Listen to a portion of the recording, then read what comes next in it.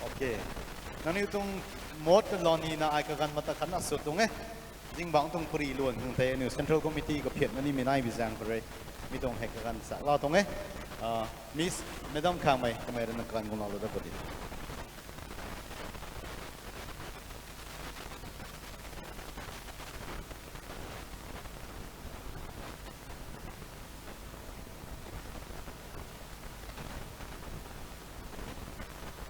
วันนี้ตะการมีติ้งซุงดุงดิดุงเรียนรักไอ้ของแท้ก็มาสินี่จิมังเซงติ้งสิกนะจะกดบ้ามันทรงต้นไหนปานระกายใหม่ของแท้ไหนนี่ไงไม่ลงเด้งค่ะจาร์จิงในสุกายใหม่แล้วก็จิมังดุงเซงใหม่นี่มีเซงกันนะกุมนะอันนี้ตรง citation acknowledgement เสกที่เราขังคือเกณฑ์นะมีเซงกันคริสเตียนอาคัดสุมีอาคัดและขัดถ้า appreciate เราไหมถึงกูน่ะเราไม่เห็นนี่เรากงเลยจุนไม่เย่กุมนะตีเรามังหนุมังไม่นน citation นี่นิ่งตรงนะบ้องขังถึงกูเทศนะตีเรานี่ไม่นนอาเสกนายจิมบังขังสิน่าเราไว้ใส่แต่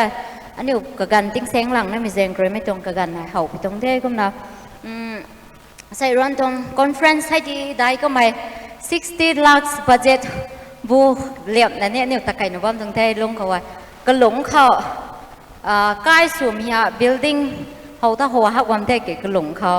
pillar ก็ลุนเขาซีไหมนี่เขาตั้งเมื่อไหร่นั่นแหละ foundation น่ะตั้งน่ะสุดนักการนี่ก็ลุนหวายประตรงไงให้ตะกุมน่ะใส่ตรงคอนเฟรนซ์ได้ไม่เร่งว่ามีกลุ่มเขามากไม่อันสิ้นแบ็กบอนส์นาตานว่าไม่นู้นคอมมิตี้ไปนั่นไหนมันเซ็นทรัลคอมมิตี้บางเขาซับคอมมิตี้รูให้นายนะว่าไม่รูบางเขาแต่โคลานี่ก็จะเอาเท่โคลาบางก็นี่ซับคอมมิตี้สกิลนายได้ดีก็น่าจิมบังดลาในตัวทอกำลังอักขัดโคลาขังไซเทชันหลังที่เราก็เนี่ยก็ไม่เกี่ยนิ่งโตนะบ้องขังนิวเมมินโตให้นี่ที่เราตะขังสุปนี่ก็นะให้แต่ไก่มั่งไม่ขอเนี่ยตรงโคลาเชอร์แมนแต่นี่ก็นับสันดานในบ้องขังสารอะไรไปตรงแท้ไรเรื่องไม่เขาเซ็นทรัลคอมมิตี้เขาตาในบ้องไม่กวยขังก็นะกกันแต่ในบ้องมีเสียงก็ล้ำซ้ำเขาอันนี้ตรงคอนเฟรนซ์ตรงเชอร์แมนบ้านเขาไม่กวยในตรงเข็นสนะก็ในจีเราเป็นให้ตรงใครตีปัดเราขังอันนี้ตรง RBCC ตรง Associate General Secretary Outreach Mission Reverend อาริมิตา request สุดตรงแท้บ้องเขา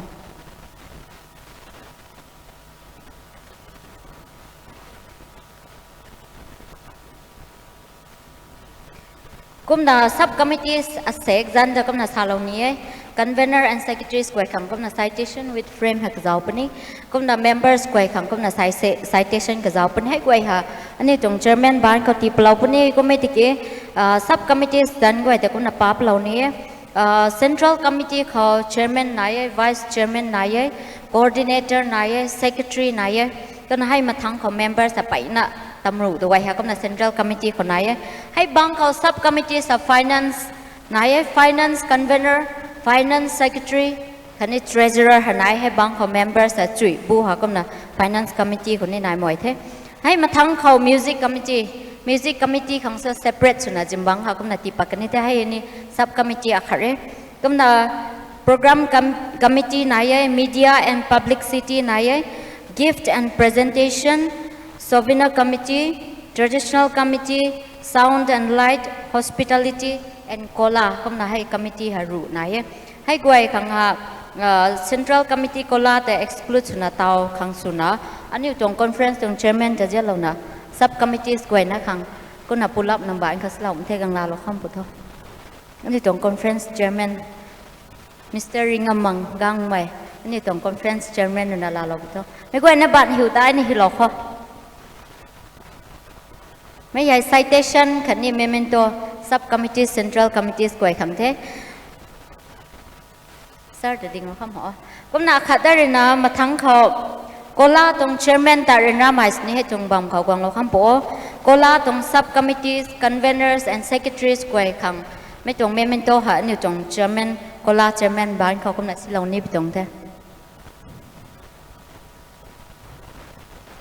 ตานรันไม่โปขัดให้เตาตะกังนะว่ามีฮะไก่บังเปาอันนี้ต้องคอนเฟรนซ์ต้องไก่บังเปาเทบาทนี่คือจุยในฮิโร่เขาเรนน่าลักนะตานะว่ามีนั้นกับปีสุมัยขัดให้โกลาตรงเชอร์แมนกับบังเขาทีมซับคอมมิชชั่นสกิลไหนได้ที่ไอ้จะเอาเส้นนะว่ามันแต่เมื่อก่อนนะบันฮิวจุยในฮิโร่เขาเท ทงกูเทอทงกันเท่ากุมนะเขารวยเราคนนี้เท่ทงกูเท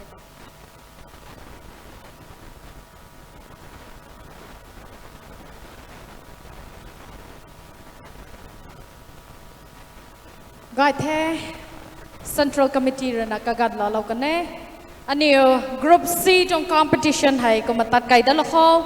Serial number 16 เรื่องนะการเราจะพูดอยู่17 เรื่องนะจำได้เราบัวก็มากันอยู่เรื่องนักการเรานะตัดนะบ้ามีลงเขาที่ไทยเหล่านี้ combine choir ให้อันนี้ส่วนเดียวกันนี้ Group C จง combine choir ให้เพียงให้ไทยอันนี้ส่วนเดียวกันนี้มีแต่competition ให้รวยยะท่านี่ส่วนเดปนี้มีเข้าใจ base เจียมทุยก็ไม่รวยนะ directing ให้ตีเราเดปนี้ก็มาตีไทยเราเว้ women president group A B C competitions ก็จะเรากันไม่ churches นู้น group A B C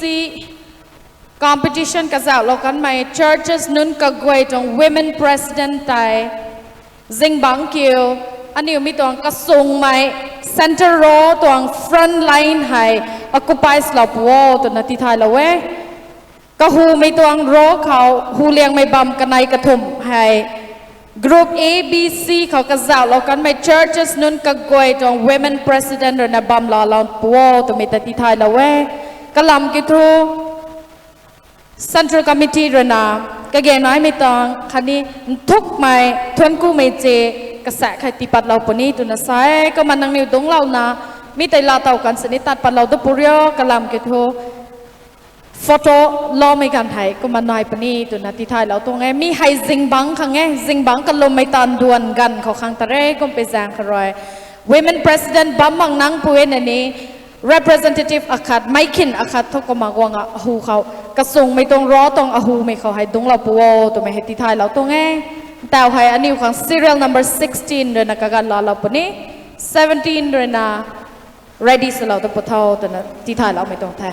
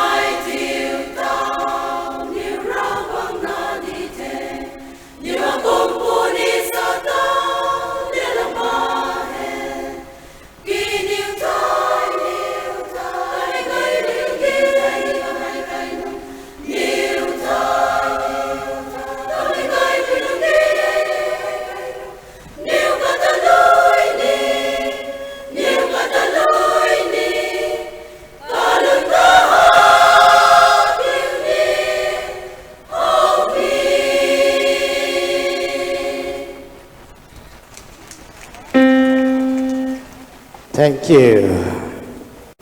ส่วนสุยนะสโลกันใหม่ around สังรอง Baptist Church ไม่ปุยกว่านะ อินเตาส่วนสุยนะสโลกันเองนี่รู้เขาเราสยามละไม่สุกันเดียวสังรองแบบที่เชิร์ชไม่ปุยกวยรินาส่วนสุยนะสโลกันแท้อินเตาแต่ก่อนนั้นบ่มีให้ serial number 17กันนี่รินีส่วนสุยนะส่วนตะขังสัมดานนะบัมเทกุมาสัมดานนะบัมขัง serial number 18ที่นี่เรนราไม่สินีนานั่นนี่บัมขอเรกลงวางลูกปัวไม่กวยนะแต่ทวนกวยเช่นแม่ปุยกวยอันนี้ตรงคอนเฟรนซ์ให้ใส่คารินาลอยโลกันนี่เท่ไม่ไกลนะเรนราไม่ในสุมิติสักเรามังไปบุ้งไกมีเขาแต่ตรงสวยนะตรงเราไม่กวยเช่นไม่ปุยกวยก็ได้หอลงเขาบ้าไม่ก็กวยนะแต่นี่ทวนกวยนี่รู้เขาเราบอกเสียมแล้วไม่สุกันเดียวอันนี้แต่กวงมีกันเขาแคมราโน้นแต่ในท่อเจ้าเส้นไม่หรอวะแคมราหูเขาแต่ดิ่งทิ้งล้มมาขังเส้นแบบปุยกวยกระลุนไก่มีเนินเท่าหน้าไก่มีเนินบอมเขากระลอยแต่นาที่ไทยเรานะบ้ามีตัวไง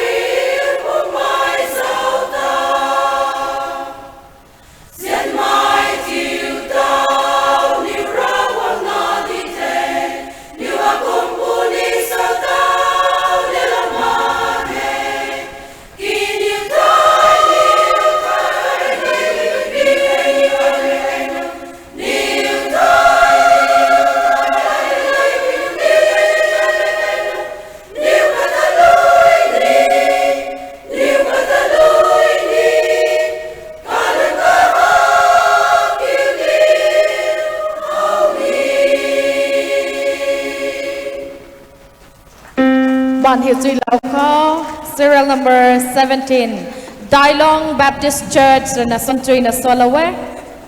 เราของเข้มได้นะสักกันเดียว serial number 18เรนะกากาลาเราได้ปุ๊ดดิว19เรนะสัมดาเรานะปั๊มปุ๊ดท่อก็มาอันนี้สัมดาเรานะตากวงไม่กันเขาแต่ก็หูเขาให้จามสเรานะกราฟเฟอร์นั่นด้วยแต่ทิ้งเราไม่นิดสเรามาขังตากระตุ้มหมายของเราปุ๊ดดิวของจางหวยไม่ตรงแท้ต่อไป serial number 18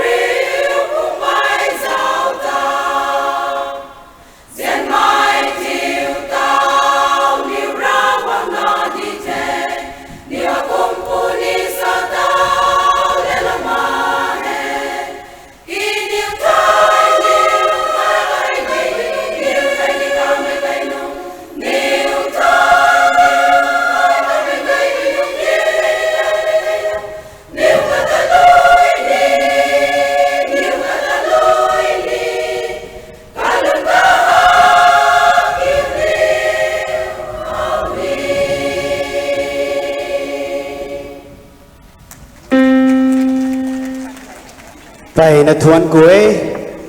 ส่วนสุยนะส่วนเราได้กันเทอารามนำได้ลองแบบที่เชิร์ชไม่ปุยกวยเลยนะส่วนสุยนะส่วนเรากันเน่อารามนำได้ลองแบบที่เชิร์ชไม่ปุยกวยที่ทวนกุย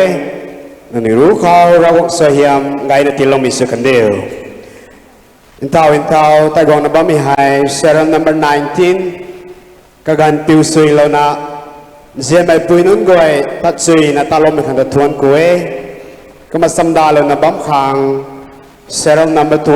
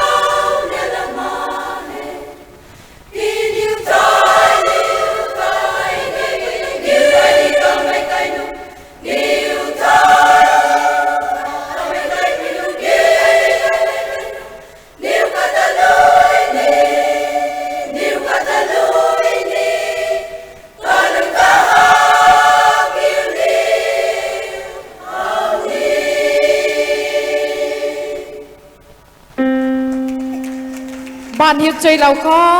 serial number 19 จังได Baptist Church กันอยู่ในส่วนจุยในส่วนเราเว้ทวนกูเว้ตัดกองเราต้นนับใหม่ serial number 20กันกันที่เราเว้21เรนาจำดาเราตะปุติวขางตีท้ายเราไม่ตรงแท้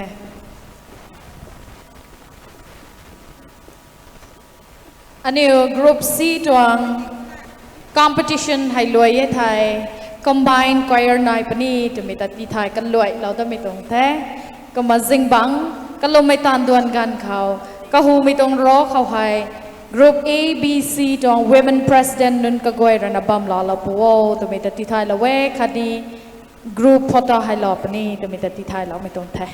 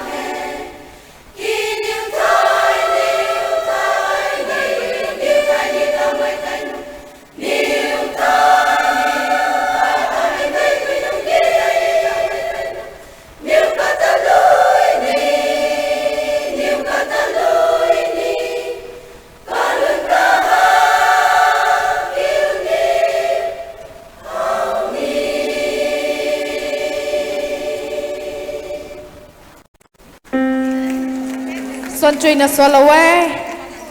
serial number 20 Aram Chuluan Baptist Church Women Choir Kaniu na Son Chui na swlou mai khang ta thuan ku Tat gwang lao da na ba mai serial number 21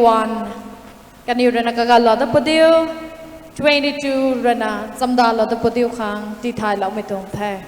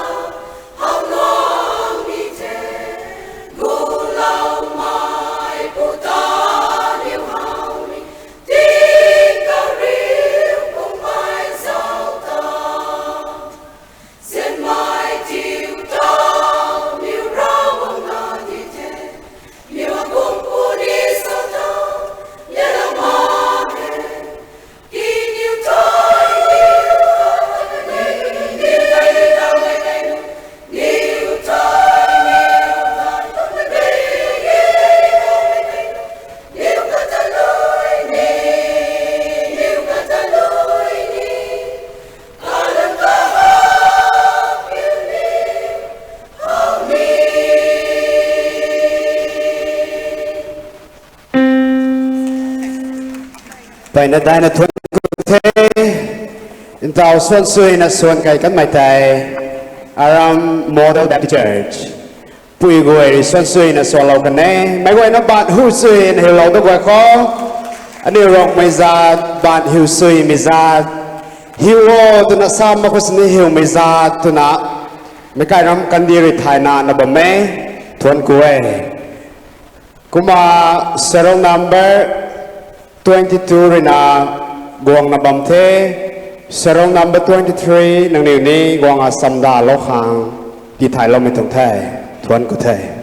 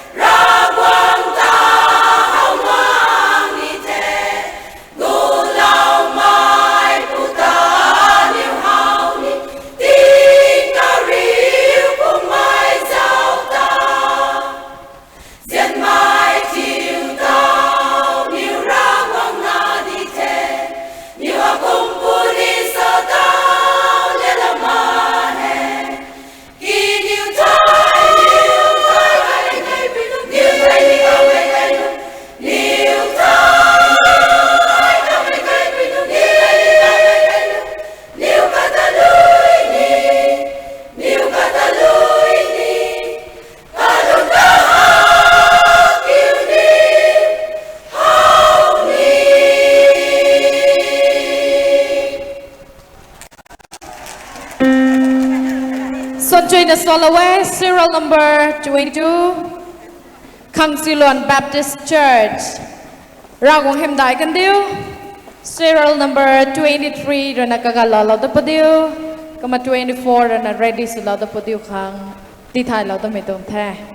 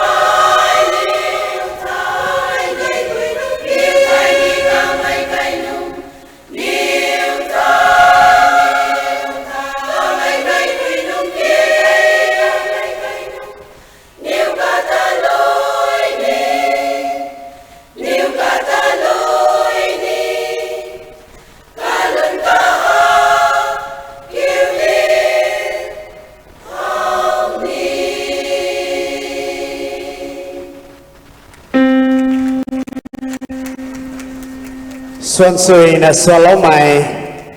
serial number 23 thâu rong bom khang zibo thuần cụ thể làn đế aram nam ching Baptist Church me pui goi ri Xuân Sui na swlou mai khang ta thuần kuê aram nam ching Baptist Church nên đi rú khâu ra wok so hiểm lắm mấy sự cần điêu in tao ta gọi nằm bấm mi hai serial number 24 mà tháng khâu xăm đa lên là bấm khang serial number 25 giờ mày pui goi ta thuần cụ lâu ta nhé nó nhiều tuồng thao na gai mày ra gọc hiểm khang lu khore lat khore puan piu gai me khore thuần hina Faith Women Conference khang guang tang lo na ba mày pui goi khao ra gọc so yam lo mày so deo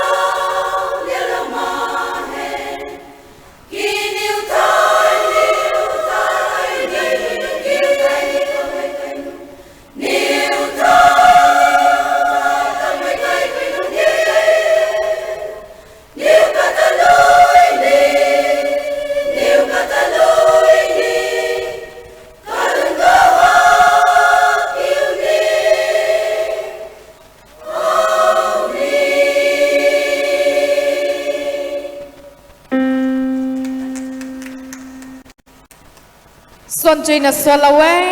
serial number 24, Rongmei 2 Baptist Church. Puinun gwe rena, samchui nan samlau mitai. Sonjina ani hu khokoma swlou na bame, serial number hai kaina 9 na bame. Tao ta gong lauda na bame hai 25. Kaniu khang kaganti lawe, koma 26 rena. Samda lauda putiu khang tithai lau mi tong the. Tat gom na ba may gan kholat bam akhat na tithai lo ni may kito ani rezian may chakong sumay Reverend Dr. KG Nailalong akhani kakay puy Ruth Thiamlu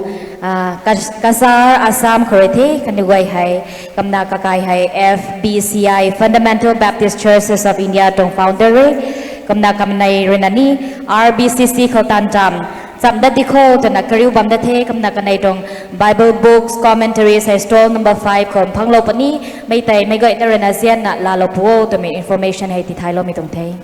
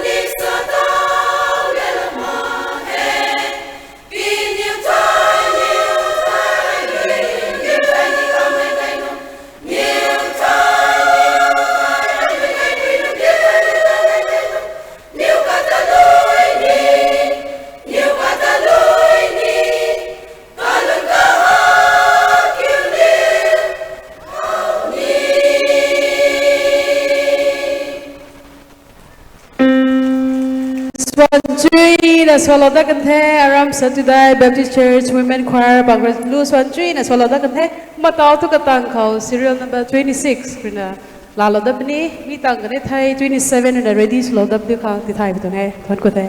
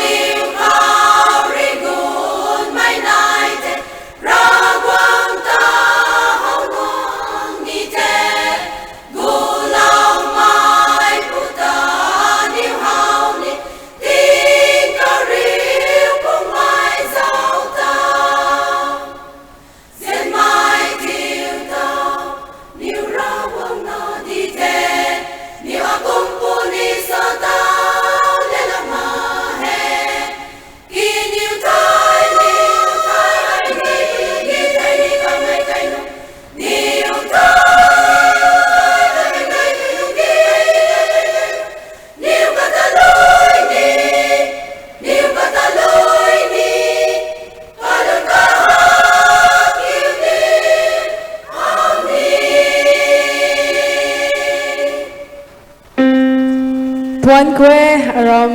Sangrung Pang Baptist Church Women Choir Pangini Swan Chui na swlou da kan the dim ni ban ba da ai ka hielo da ko ban hiu mu om da gai kom the ba 27 ta welcome sumai suna ban ba hiu ni hielo kan the ki hielo da ko Tuan Kwe ma tau tu serial number 27 khang gan di lo the mi tang ni 28 ta ready swlou da khang jang hoi na ti thai Tuan Ko the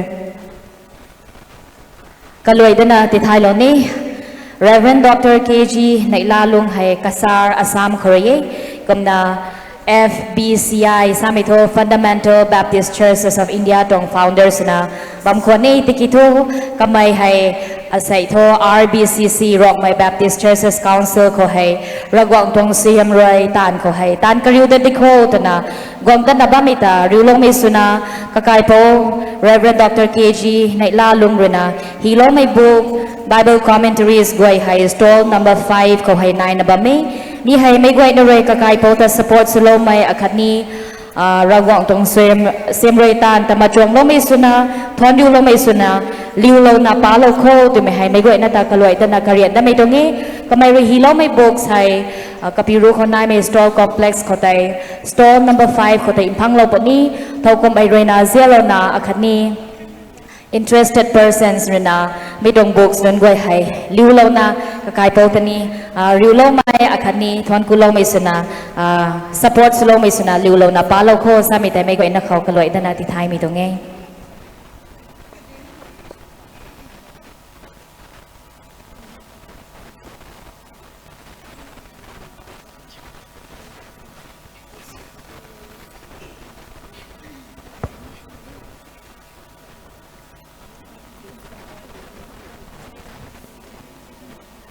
mi te le ka zau la na ataw hai anyway dong choir competition hai loi ngam kan mai tang hai choir rek dai rena kaguayna khuan guayna patlana 40 choirs korena pulap tong lu tai king tau cham da bne me tani me goina man khuan bam kho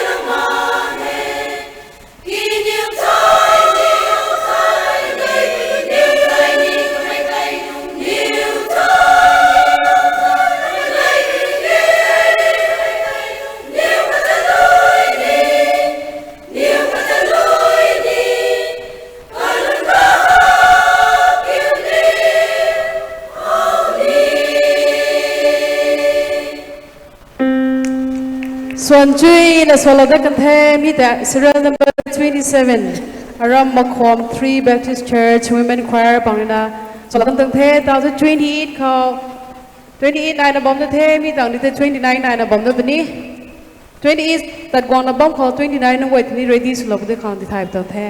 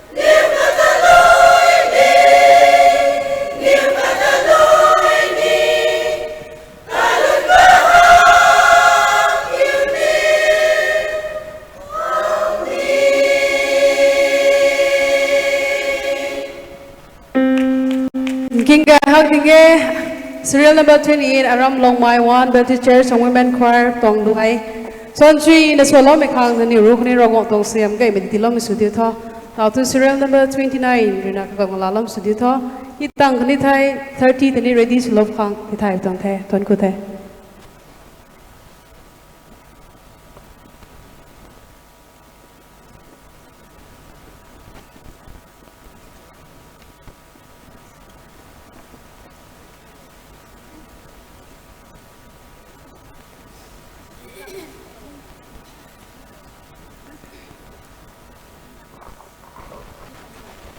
On your group seat on competition side,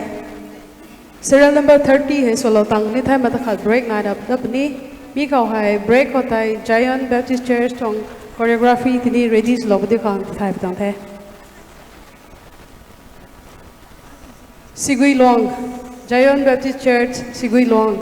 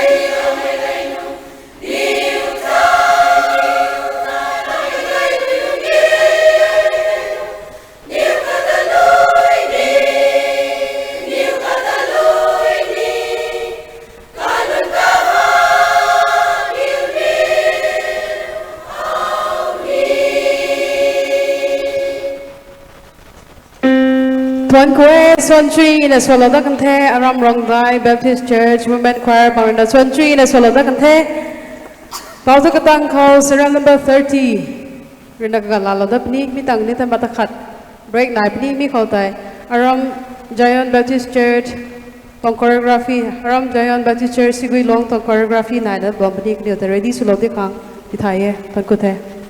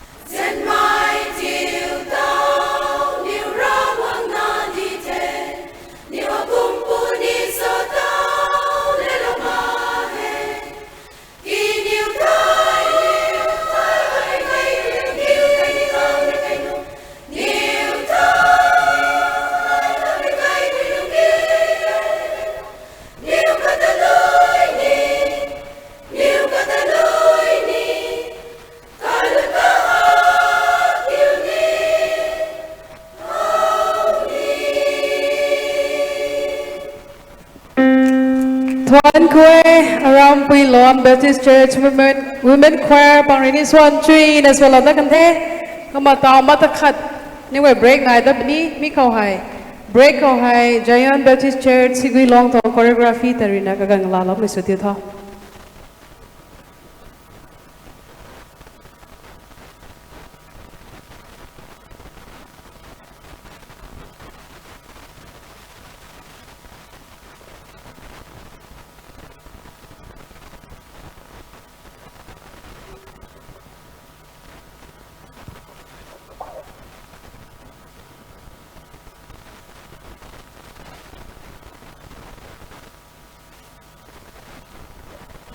Meet on group seat on competition say loi kene thai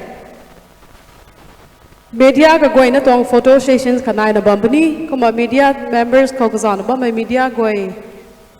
ta bam kai lo khang ti thai ba tong the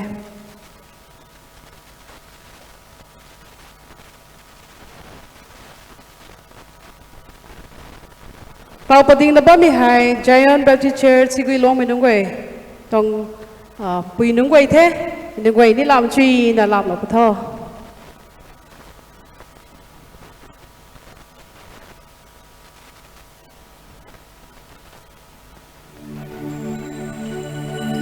Chinh tàu rong lên lung rian rầm lung tàu mai đình quay là băng khang rồi gai liang nghe cả lư lung tuồng bắn xiang hồ gai mây băng cả cùng ta gần một rối là tao ngọc về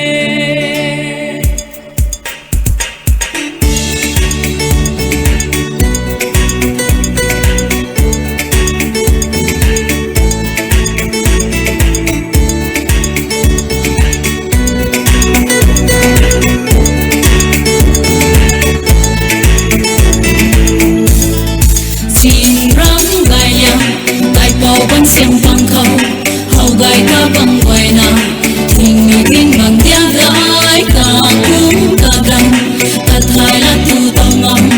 tầm nào mấy qua thua quay in vào tao ngầm qua nè chim rắm lư lùng mày lùng si mày pa đi cái lòng ta na lùng này chim đi ca ra cái ye xuân găng mà riu đất mày gần ngàn ngập tới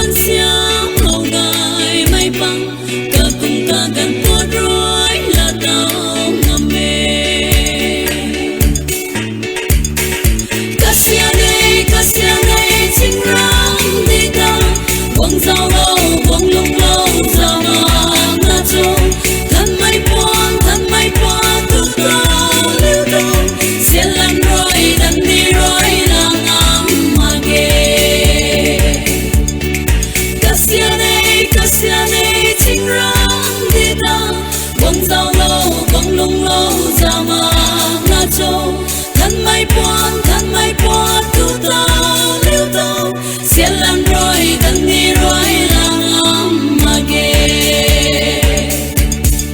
Takin gaina Dan sam roi sam ta dre Ting mi na nan bai tho Ting mai tu na kan toi Kalu ta ta gaye Umi tan ne Ta cheng ring tan tan ne Kalu pom pien ni gai Kalu long ni gaye Kalu long ni tan ne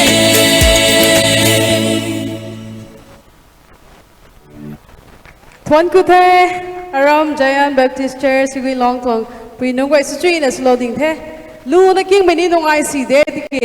Nong I run the Khang, Lam Chin and Lam, my Aram Sigui Long Tong, Jayan Baptist Church, Tong, Maybe wait, need to come in Dop Tong The, can you have backstage, go Quanting, na Qualabom Tong The, Kang Lona, Renras and Nick Kang Lona, Qualomi Kanta Tong come in Dop Tong The, Aram by Rome, Maybe go ahead. ก็มาใส่ตุนากลันก็ไอไม่ให้ทิ้งใส่สูนี่ตายแจ้งก็ใส่ได้ทิ้งใส่สูตัวแท้ใส่สูตัวบ่แต่แมงเราไม่น้องไว้ปังนี่ก็สามวันตัวนี้มีให้ทิ้งใส่สูมุนแห้งไม่มินไม่มุนรถคนนั้นสินฮาวายเฮเน่น่ะใส่ตุนากลันก็ไอไม่ให้ตัวกมวยเท่ไม่ปุยนึงก้อยเห็นนี่นั่นนี่เรื่องปิวไก่ล้มไม่กระถอยแห้งไม่หนีมิวไม่หนีเดียงไม่หนีปิวล้มไม่กระถอยกระซีดิ่ง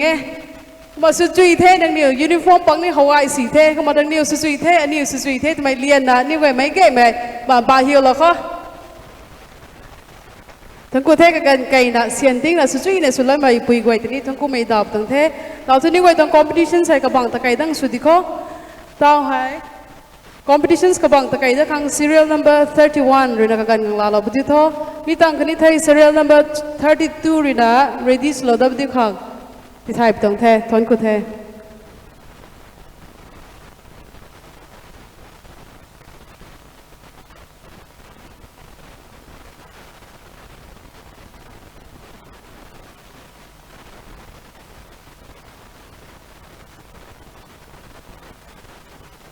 ตัดกวางนับไม่กันเขาการิกุมบา information ขณะทำใจกี่อคอยกีนงทิลกีโปรแกรมสีเฮกลอยบักmedia apun bagi photo session ama laigani hai bagi waphamasi media and publicity convener na hai birae aduna media personnel sing na photo session aduda soidana saruk yabinana ba ningsing jabani thank you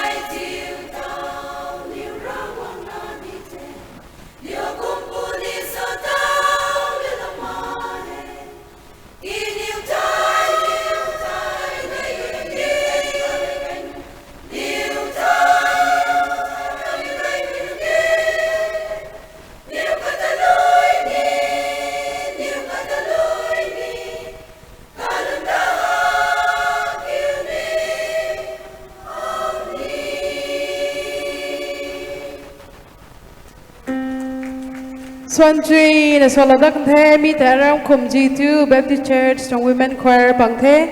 tau tu serial number 32 rina ka la lo mi su ti tho mi tang ta 33 ti ni ready swlou de khang ti thai e thon ko the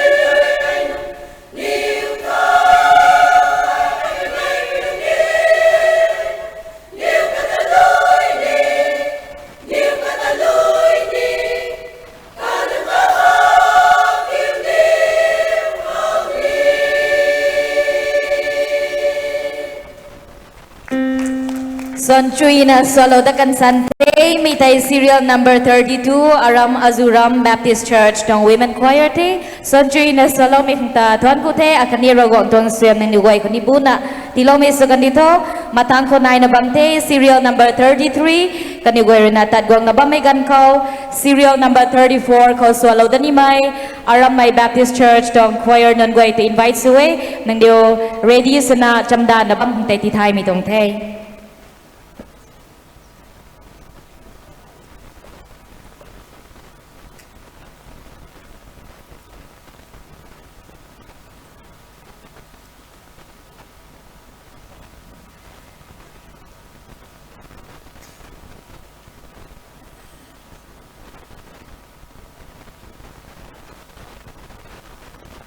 Asaek Group C trong choir competition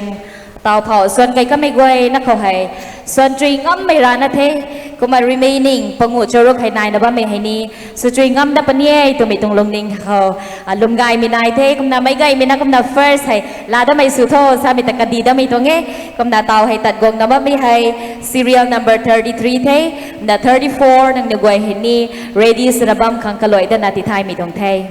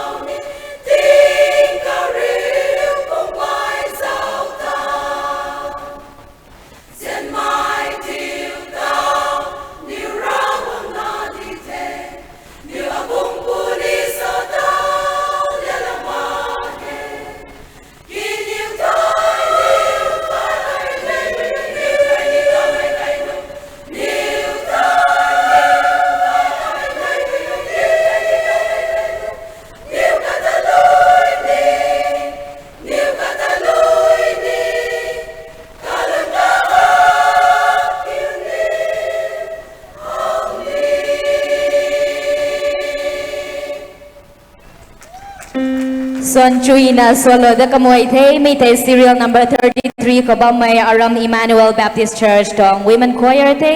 nang niguay tani dai tuan ko te rogong tong sembu may nai misukan dito matang kau tatguang nga bamte serial number 34 tuang Women Choir kaniguay ron na tatguang nga bamigan kau serial number 35 ko so dani may aram may puyugway tani guang na ready sa lokang kaloy dan ati tay mitong te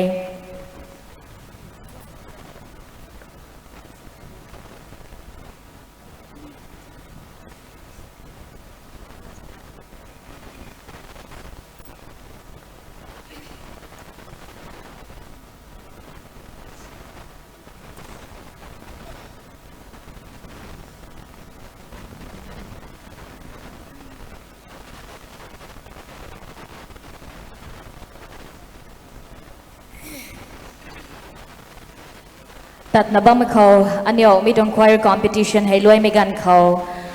พลับส่วนไม่ตรงเขา combine choir นะอาศัย competition ตรงรู้ให้ก็ได้ส่วนเราดับนี้ไม่ขังตัวนี้